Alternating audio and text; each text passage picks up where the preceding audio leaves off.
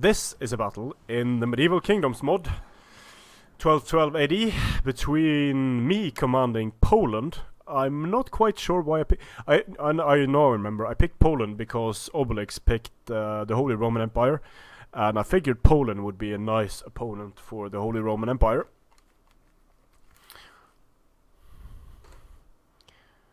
So I'll just go over the armies, take a close look at them and such, because there are some very cool looking units here. I have 2 Polish spearmen, 1 on each flank.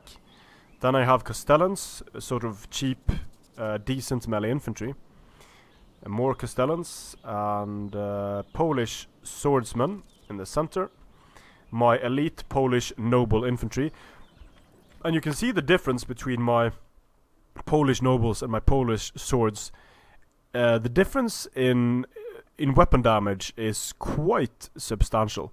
The Polish swords only 26 weapon damage and 6 AP, while the Polish noble infantry has 45 weapon damage and 5 AP. So quite a substantial difference there. Health 60, armor 90, 55, 50. So, but the elites are much more expensive. So I'm going to keep them in the center here. And all down the line I have the same Polish swords, Castellans.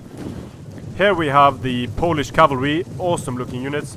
Just look at the detail on stuff like, let's see here if I can zoom in. Maybe I can use the N key to zoom in. Yeah, look at the helmets. Just look at everything. It looks, I mean, yeah, it looks fantastic. It's just looking at the units here is, they are really well done. And I know they've used textures from Mount and Blade. They just translate so well, and you can see there are some issues with textures when you zoom in and such, but it's definitely not enough to destroy the visual, the experience of just watching these units. So over here as well we have Teutonic Knights, awesome looking units. Here we have Imperial Knights. Well, they are not as cool as the Teutonics, of course. Norman helmets on these guys for some reason.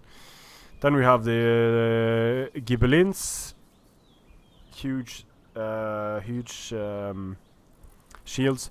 Bergmans for the Holy Romans. The general is a Teutonic Knight, and then he has some mercenary archers as well. Now what you'll notice is that in a unit of melee infantry, the units will have a mix of axes, swords, maces, and swords. I mean, axes, swords, maces, that's basically what they will be wielding. Morning stars as well. So, but they only do one type of damage. It's not like each different dude does different types of damage, more AP or something like that. So, you can see that my army is quite a lot stronger in terms of infantry than Obelix's army. I think Obelix's cavalry is a bit stronger than mine, but I have a bit more cavalry. So let's see, I believe he has 5 cavalry units, while I have 7. I have my Polish knight general, then I have 6 of my Polish cavalry. So the plan is basically to tie down his cavalry and defeat his infantry, but infantry fights here, if you look at the stats, the stats are kind of tilted towards melee defense. So, and charge bonuses aren't massive either for these one-handed units, so we'll see how long the engagements take. Rushing out on the flanks with my Polish cavalry, hoping to draw away some of these Teutonics. I don't want them to start crashing into my melee infantry, so just trying to pull them away here and extend. Since I have more units, I'm going to try to make Obelix extend a bit here. Start surrounding, and he's sending out his Teutonic Knights here, looking to take care of my Polish swords. So I'm going to rush back with my Polish cavalry and put them in the way of my Polish swords. Then I'm going to give the attack order. The Teutonic Knights slam into my Polish cavalry. I think the Teutonic Knights are going to take that one. My Polish cavalry over here charging into his Imperial Knights. Luckily, I have Polish spearmen in support very close by. He also has his Ghibellines, so I'm going to try to use my Polish swords to take out his Ghibellines. Moving up his archers in the center is Obelix. Here he's going to be able to catch one of my cavalry units out of position. I do not get a charge, he gets a charge. I'm just able to swing around here and avoid this unit. He's going to swing around as well, and then I'm going to give the charge order when I see what's happened over here. So just at the last minute I'm able to give an attack order. Send in my spears here, push away his archers in the center. My Polish swords here are going to get an attack order on his Bergmans. And here comes the engagement. Piling in the Polish noble infantry. Polish nobles should do well here. No precursor action here. Their precursors aren't really a thing here. So here we have the Polish cavalry charging into the Teutonic Knights, and we have some Polish swords here as well. So I forget to activate shield wall on these units. So the Bergmans are going to be using shield wall, and they're going to get definitely getting a good engagement here. My Polish nobles have taken a lot of damage. Trying to get my Polish knights around here and chase away some of his archers. The Ghibellines are losing to my infantry, but my Polish cavalry is getting destroyed by the Imperial Knights. The Imperial Knights are much more expensive though, so it's to be expected. But they have bought me some valuable time. Kind of refreshing playing without every single infantry unit having precursor javelins. So now I remember, oh, you can activate shield wall in combat in Rome 2, so I'm activating the shield wall. And over here is Teutonic General is my Polish swords are wavering at 79 men because they were attacked in the rear. Over here Obelix is stronger than I am, but I do have my Polish swords here against his mainly his spears, so that could go my way. Here my Polish knights are in position to charge his archers. A nice little close up here. And cavalry charges can be devastating. Cavalry also has very high armor and very good melee defensive stats, so a bit more sturdy than in vanilla Rome 2. And over here his general starts wavering, he's pulling him out, which allows my Polish cavalry to rush after him and attack him in the rear, I think. Or maybe I didn't micro that properly. Sending some Polish cavalry that came back from routing, sending it around.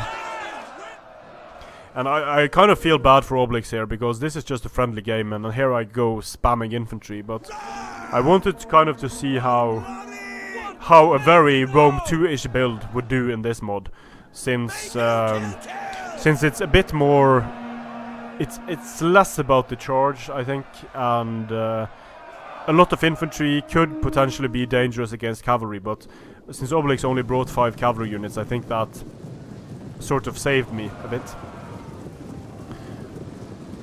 Charge speed looks like it isn't massive. Using my my second wind here to get some stamina back, and the mercenary archers broke at 100 and something men remaining. And what's kind of cool here is that different unit types have different numbers of men in the unit. So for example, the mercenary archers, instead of being a smaller unit, they're actually a bigger unit, 135. And a lot of sort of low tier units have quite a few men in the unit, which makes them more useful. And that is something very nice done by the modders that I quite enjoy about this mod. So the Polish cavalry dies.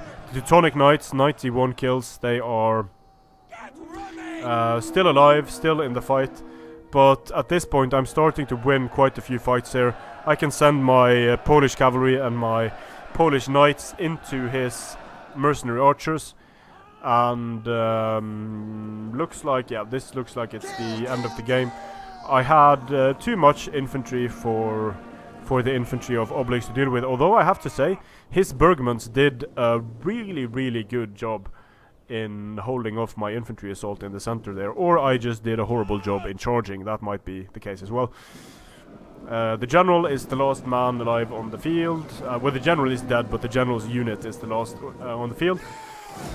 close victory for Poland. Poland strong and all that. Now, yeah, you can see I had a lot of melee infantry, and the melee infantry won me the battle.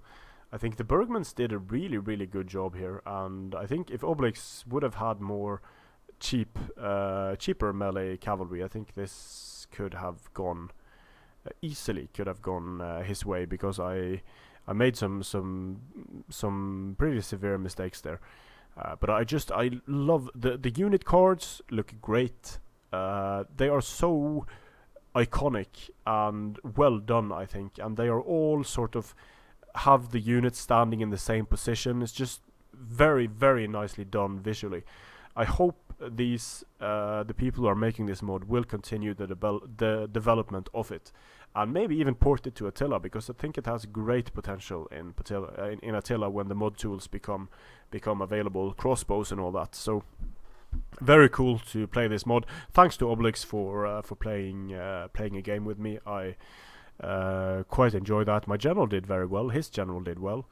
But yeah, there are so many things that I want to try out in this mod. It's a lot of fun. It's different than Attila. It's different than slower pace than Rome 2, slower pace than Attila, more armor, medieval, less precursors. Just very refreshing. Refreshing is the word I'm looking for. Very refreshing to play this mod, and I'm looking forward to trying many different builds and many different factions in this mod. So, strength and honor.